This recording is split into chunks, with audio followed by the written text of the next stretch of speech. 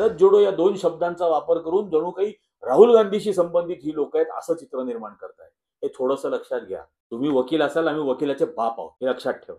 दुसरा foreign इंटरफिअरन्सचा part, ते जे का लद्दाखमध्ये आणि अरुणाचलमध्ये चीननी जे घुसखोरी केलेली आहे, पँगॉंग लेक वरती त्यांनी पूल बांधलेला आहे, ज्या पँगॉंग लेक वरती 3 इडियट्स पिक्चरचा शेवटचा शॉट चित्रित झाला.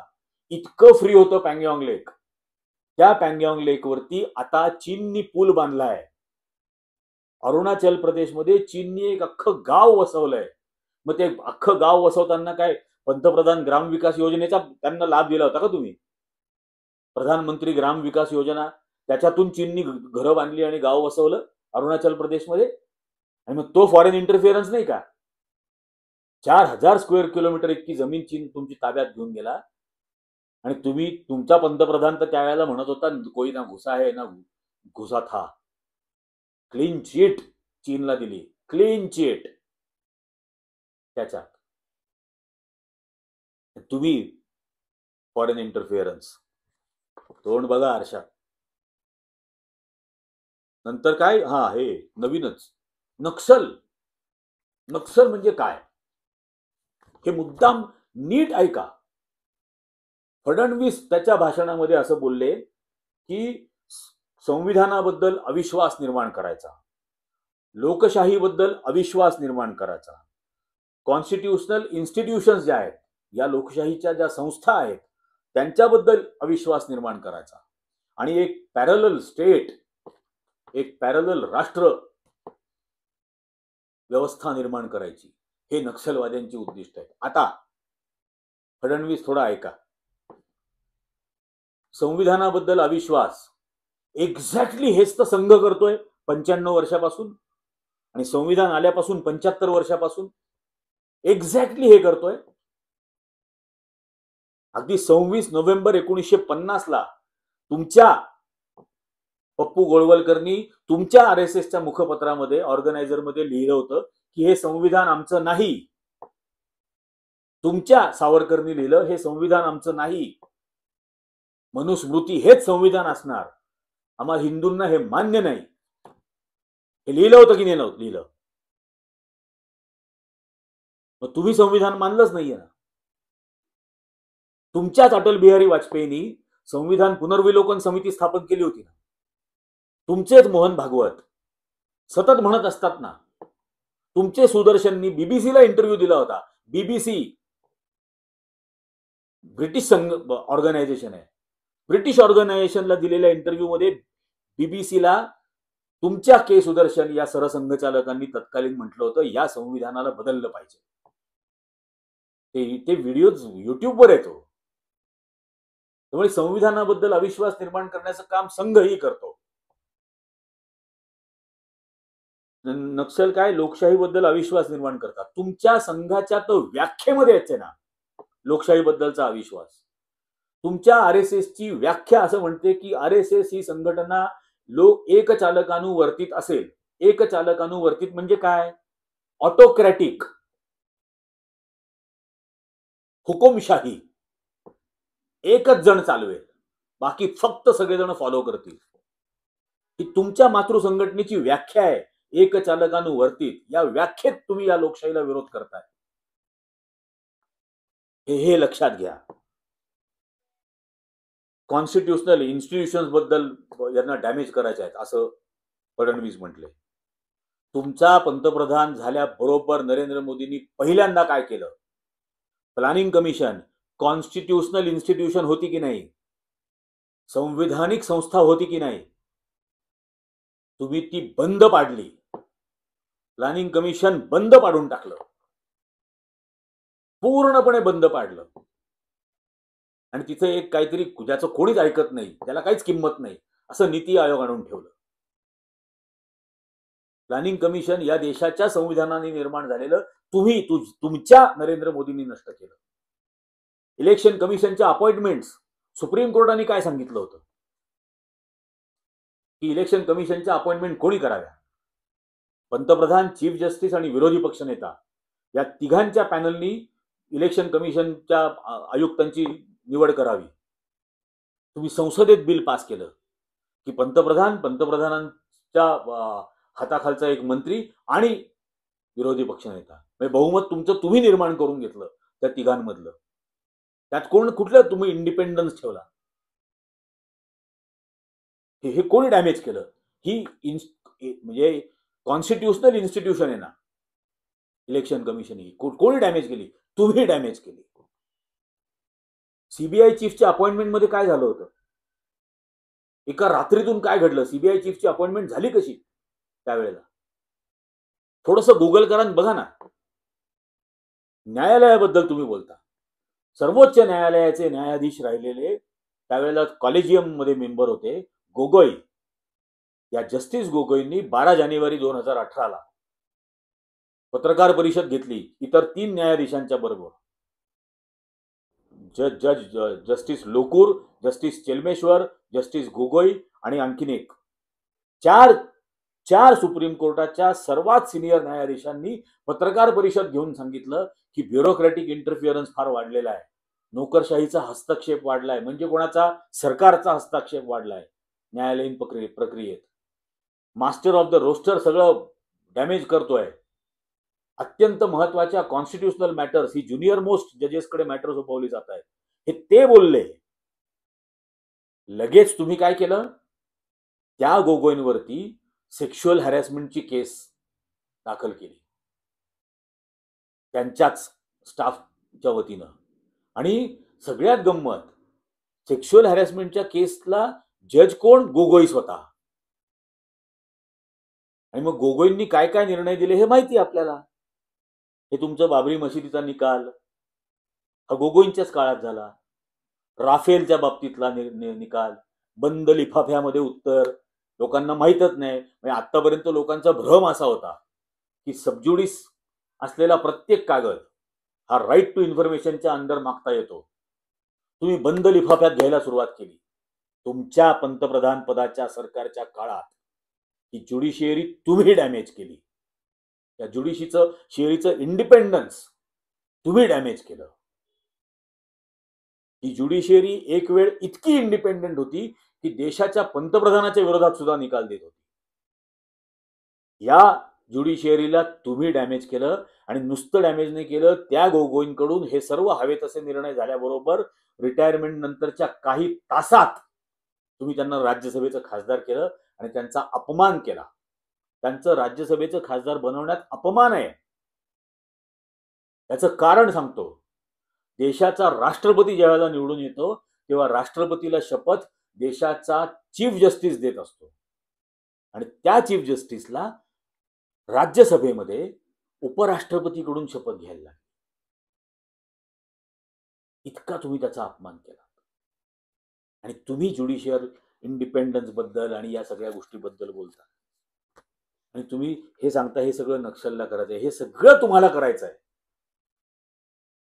हे नक्षल हे माओवादी जेवढे देशद्रोही असतील तेवढाच पाप तुम्हीही करताय. पॅरलल स्टेट बनवायचं आहे म्हणे नक्षलवाद्यांना. आणि तुम्हाला हिंदू राष्ट्र करायचं ते काय आहे? ते काय संविधानातल्या तरतुदीनुसार आहे? हे गावागावात, गल्ली गल्ली, चौका चौकात सगळीकडे तुम्ही हिंदू राष्ट्र हिंदू राष्ट्र हिंदू राष्ट्र म्हणून जे भोकाड पसरता ते पॅरलल स्टेट नसणार आहे का? ते काय या संविधानाप्रमाणे असलेलं राज्य असणार आहे? तुम्ही तेच करताय ना, एक्झॅक्टली एकमेकाला पूरक.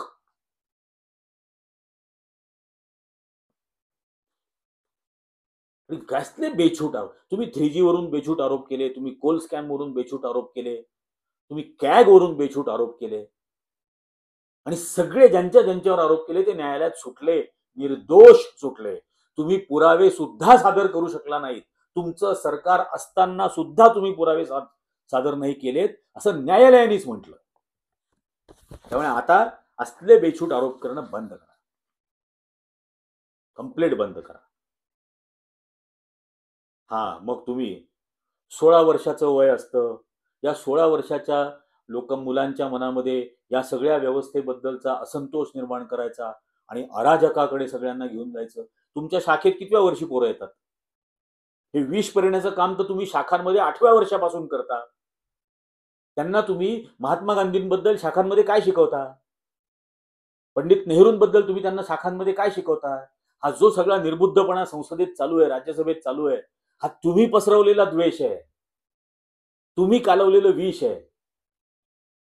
त्याच 8 ते 16 वयाच्या मुलांच्या मनात इम्प्रेशनेबल इयर्स जी असतात त्या काळामध्ये हे हिंदू राष्ट्राचं भूत कुठल्या वयामध्ये तुम्ही संघातल्या पोरांना शिकवता, शाखेतल्या? कॉन्स्टिट्यूशन बद्दल तिरंगा झेंडा हा संघाच्या कोणत्या शाखेवर फडकावला जातो? का देशाचा झेंडा असताना वेगळा कुठला तरी झेंडा तुम्हाला फडकावासा वाटतो? इम्प्रेशनेबल इयर्स बद्दल बोलताय ना तुम्ही. 16व्या वर्षी काय असंतोष निर्माण करायचा. तुम्ही तर 8व्या वर्षापासून असंतोष नाही, द्वेष आणि विष त्यांच्या मनात जन्माला घालताय. संविधानाबद्दल तुच्छता या शाखेमध्ये येणाऱ्यांच्या मनामध्ये, सेक्युलरिझम बद्दल त्यांच्या मनात तुच्छता निर्माण करताय तुम्ही. सेक्युलर ही शिवी असल्यासारखं ते तुमचे भक्त संप्रदाय वापरतात आणि तुम्ही सांगता की 16व्या वर्ष त्या वयातल्या पोरांना फक्त संघाच्या शाखेत जाता येतं. बाकी कुठल्याही पक्षाची 8 ते 16 या वयोगटासाठीची संघटनाच नाहीये. कुठल्याच पक्षाची, ना काँग्रेसची आहे, ना समाजवाद्यांची आहे, ना कम्युनिस्टांची आहे, कोणाचीच नाहीये 8 ते 16 साठी. या 8 ते 16च्या पोरांना तुम्ही भडकवता, तुम्ही त्यांच्या मनामध्ये विष पसरवता, तुम्ही त्यांच्या मनामध्ये फॅनॅटिझम आणता. नंतर म्हणे फ्रंटल ऑर्गनायझेशन बद्दल. कुठल्या फ्रंटल ऑर्गनायझेशन्स? मग हे जर का सगळं असं आहे, मग तुमचं अखिल भारतीय विद्यार्थी परिषद काय नंगा नाच करते महाराष्ट्रभर? पुणे विद्यापीठातल्या मुलांना जाऊन कोण मारहाण करत होतं? त्या ललित कला केंद्राच्या पोरांना जाऊन कोणी मारहाण केली होती? एसएफआयच्या मुलांना जाऊन कोणी मारहाण केली होती? कोण हे करत होतं? तुमची एबीव्हीपी ही तुमची फ्रंटल नाहीये आणि रस्त्यावरती मारामाऱ्या करते, गुंडगिरी करते, मवालीगिरी करते. हे व्हीएचपी बजरंग दल. आता तो संसदेमध्ये डोकं फुटला तो ढोंग करणारा तो प्रताप कोण आहे खासदार, त्याला 12 वाजता नुसती एक चिकटपट्टी, 2 वाजता आणखीन एक पट्टी, 4 वाजता डोकं बांधलेलं, 6 वाजता जिरेटोप घातल्यासारखं त्याचं डोकं, असं दर 2-2 तासांनी त्याची जखम वाढत गेली. होय, तो ढोंगी ज्यांनी जमिनीवर पडलो, त्या आंदोलनामध्ये काँग्रेसच्या खासदारांनी, राहुल गांधींनी मला धक्का मारला आणि हे झालं ते झालं बडबड करत होता, तो कोण आहे? प्रताप सारंगी का सरंगी? या प्रताप सरंगीनी ओरिसामध्ये काम करणाऱ्या ग्रॅहम स्टेन्स, हा ऑस्ट्रेलियन माणूस होता, ग्रॅहम स्टेन्स आणि त्याच्या 2 मुलांना जिवंत जाळून मारलं. जिवंत जाळून मारलं. यांनी ओरिसा विधानसभेवरती हल्ला केला, दंगल घडवली तिथं विधानसभेवरती. मग हे तुमचे फ्रंटल आहेत की नाही? त्यावेळेला हा बजरंग दलचा तुमचा मेंबर होता, ती बजरंग दल फ्रंटलच आहे ना. गोरक्षकांच्या नावाखाली खंडण्या गोळा करणारी कुठली संघटना आहे? करा बरं निष्पक्षपणे तपास, मग सापडेल कोण आहे ते. या फ्रंटल ऑर्गनायझेशन्स. आणि तो तुमचा तिनपाट थर्ड क्लास प्रदीप कुरुलकर, डीआरडीओचा सायंटिस्ट, संघाच्या गणवेशामध्ये भाषणं करतो, सावरकर जयंत्या साजऱ्या करतो आणि पाकिस्तानमधल्या बायकांबरोबर इंटरनेटवर संबंध प्रस्थापित करतो, परदेशामध्ये जाऊन त्यांना भेटतो आणि भारतीय मिसाईल टेक्नॉलॉजीची गुपितं त्यांना देतो. संघाचा ना प्रदीप कुरुलकर, फासावर लटकवा त्याला. तुम्ही बोलायला निघालेत. असंतोष करून संविधान निर्माण करून काय court, RBI, CAG, election commission यांच्याबद्दल बोल. तुम्ही काय करताय? त्या आरबीआयला न विचारता तुम्ही नोटबंदी आणली तुमच्या पंतप्रधानांनी. हे अख्ख्या जगाला माहिती आहे, जगातल्या 193 देशांना माहिती आहे. इथली सर्वात महत्वाची फायनान्शियल इन्स्टिट्यूशन असलेल्या रिझर्व्ह बँक ऑफ इंडियाला न विचारता तुम्ही या देशात नोटबंदी आणली. नुसती आणली नाही, दुसऱ्या नोटा तयारच नव्हत्या तेव्हा नोटबंदी आणली. रिप्लेसमेंट करन्सीच अवेलेबल नव्हती. तुम्ही या देशावरती केलेला हा अतिरेकी हल्ला होता. अर्थव्यवस्थेवरती केलेला. तुम्ही आरबीआयच्या इंडिपेंडन्स बद्दल बोलता. इतिहासामध्ये पदवी घेतलेल्या माणसाला, शक्तिकांत दासला, तुम्ही आरबीआयचं गव्हर्नर बनवता. इतिहासात त्यांनी पदवी घेतली, तो तुमचा आरबीआयचा गव्हर्नर. ही तुमची पण जाण आणि भान आणि जाणीव. तुम्ही सांगता की याच्याबद्दल हे करायचं. या कॅगनी केले ना तुमच्यावरती पण आरोप. किती कोटी रुपयाला 1-1 किलोमीटर रस्ते बांधले म्हणून कॅगनी केले ना आरोप. आयुष्यमान भारत मध्ये एकाच नंबरवरून कसं हजारो कोटी रुपयाचा फ्रॉड केला गेला, केला ना कॅगनी आरोप. केलं काय तुम्ही त्याच्यावर? तुम्ही काही केलं नाही म्हणून कॅगवरचा अविश्वास वाढला. हे आरबीआयच्या बाबतीत तुम्ही जे केलं म्हणून आरबीआयवरचा अविश्वास वाढला. इलेक्शन कमिशनच्या अपॉइंटमेंट्स मध्ये तुम्ही हस्तक्षेप केला, कायदा बदलून केला, म्हणून इलेक्शन कमिशनवरती विश्वास नाही राहिला. या ज्युडिशियरीच्या बाबतीमध्ये तुम्ही जे केलं, जज लोयांपासून गोगोईंपर्यंत, म्हणून कोर्टावरती विश्वास आहे की नाही हा प्रश्न निर्माण झाला. तुम्ही सांगताय आर आर पाटीलांनी काय तो 2012ला दिलेला रिपोर्ट, काहीतरी पुण्यामध्ये कुठला तरी ट्रेनिंग कॅम्प झाला होता अर्बन नक्षलचा, असं काहीतरी तो रिपोर्ट आहे असं फडणवीस बोलले. असा रिपोर्ट आहे की नाही माहित नाही, कारण असता तर त्याच्या बातम्या आल्या असत्या. त्यावेळेला पत्रकारिता मोकळी होती, मुक्त होती, फ्री होती. मीही तेव्हा 2012ला पत्रकार होतो, ऍक्टिव्ह जर्नलिस्ट. आणि तेव्हा देवेंद्र फडणवीस मला रोज भेटायचे. मी इनफॅक्ट फडणवीसांनी माझ्यासोबत एक पिटिशन करण्याची पण तयारी केली होती. मला मेल पाठवला होता, माझ्याकडे आजही तो आहे. मी नकार दिला तसल्या गोष्टीसाठी. आणि आता तुम्ही एक कुठला तरी कथित रिपोर्ट सांगताय. तो असता तर 100% त्याची बातमी त्यावेळेला झाली असती.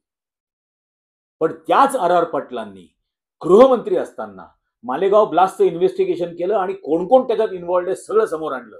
Sadhvi Pragya Singh Thakur, lieutenant colonel Prasad Purohit, major Ramesh Upadhyay, तो राहिलकर, दयानंद पांडे, प्रज्ञा सिंग ठाकूर, हे त्याच आर पाटलांनी केलेल्या इन्व्हेस्टिगेशनचं कन्क्लुजन होतं ना.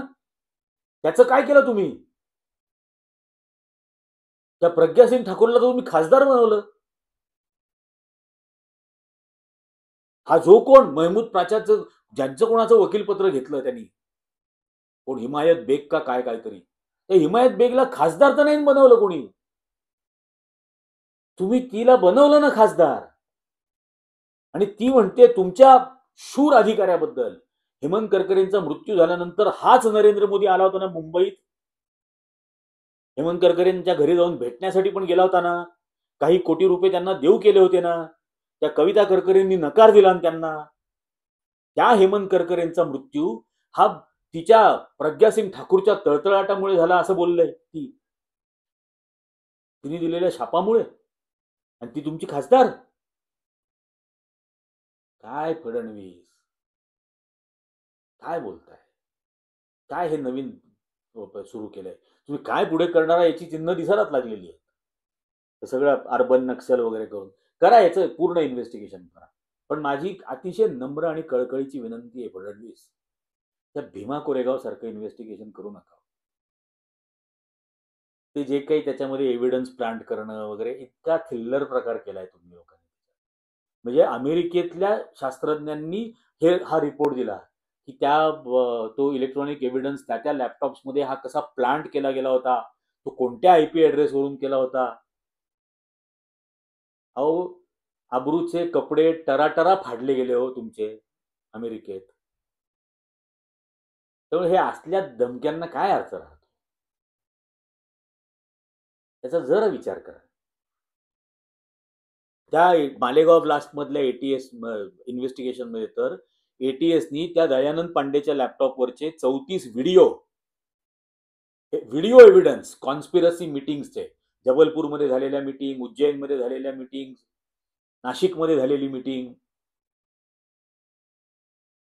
या सगळ्या गोष्टींचे एव्हिडन्सेस, व्हिडिओ एव्हिडन्सेस. श्याम आपटेंबरोबर पुण्यामध्ये जी मीटिंग झाली लेफ्टनंट कर्नल पुरोहित आणि दयानंद पांडेंची, याचं अख्खे व्हिडिओ एव्हिडन्सेस कोर्टात दिले होते. त्या रोहिणी सॅलियन प्रॉसिक्युटर लॉयरला हॅरॅसमेंट करून ते प्रॉसिक्युशन सोडावं लागलं.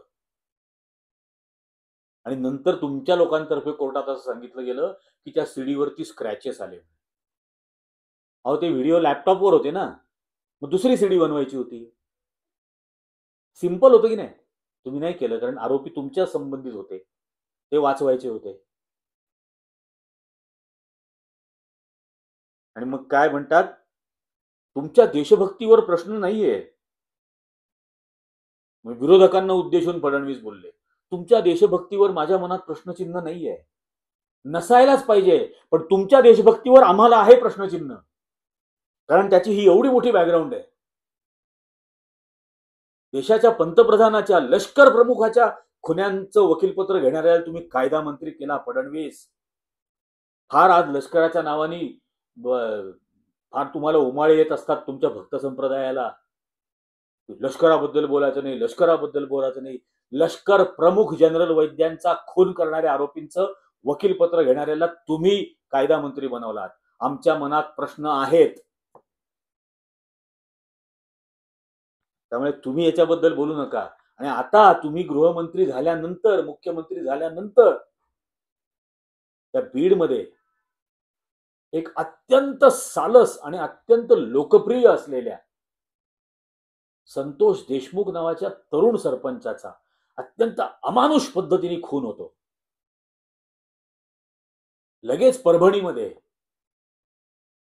वकिलीचं शिक्षण घेत असलेल्या, LLBचं शिकत असलेल्या सोमनाथ सूर्यवंशीचा कस्टडीमध्ये खून होतो. कस्टडीत असताना त्याचा खून होतो. काय केलं हो तुम्ही त्याचं? या सगळ्या घटनांबद्दल काय बोलणार आहात? काल मुंबईमध्ये मुंबई काँग्रेसच्या कार्यालयावरती तुमच्या भारतीय जनता युवा मोर्चाचे कार्यकर्ते जाऊन हल्ला करतात.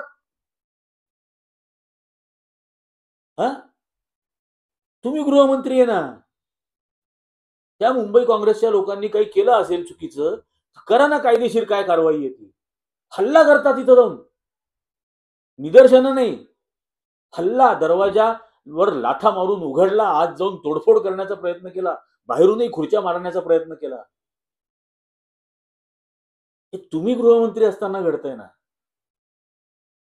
एकच सांगतो, वाटेल त्या परिणामांना सामोरं जाऊ, वाटेल त्या. पण या देशाची लोकशाही, या देशाची धर्मनिरपेक्षता, या देशाचं संविधान हे टिकवण्यासाठी, वाढवण्यासाठी आणि रुजवण्यासाठी पुन्हा एकदा वाटेल ती किंमत मोजू, पण हे टिकवूच. कोणत्याही परिस्थितीत ही तुमची मनुस्मृती आमच्या उरावरती येऊ देणार नाही. डॉक्टर बाबासाहेब आंबेडकरांनी अत्यंत कष्टाने एक मनुस्मृती नावाचं तुमचं ब्राह्मण्यवादी संविधान जाळलं आणि त्याच माणसाने, त्याच आयुष्यात एक दुसरं जगाला अभिमान वाटेल असं संविधान साकारलं. आज लोकशाही हाच आमचा धर्म आहे आणि संविधान हाच आमचा धर्मग्रंथ आहे. त्यामुळे असली भाषणं किती करा, त्याला कवडीची किंमत नाही. तुमच्या या प्रत्येक गोष्टीला आम्ही उत्तरं देत राहू. सभागृहात नाही तर सभागृहाच्या बाहेर देऊ, एवढं लक्षात ठेवा. इजी न्यूजच्या आजच्या भागात इतकंच. इजी न्यूजचे व्हिडिओ जास्तीत जास्त जणांना शेअर करा, त्याची लिंक शेअर करा, जास्तीत जास्त जणांनी ती लाईक करा. धन्यवाद.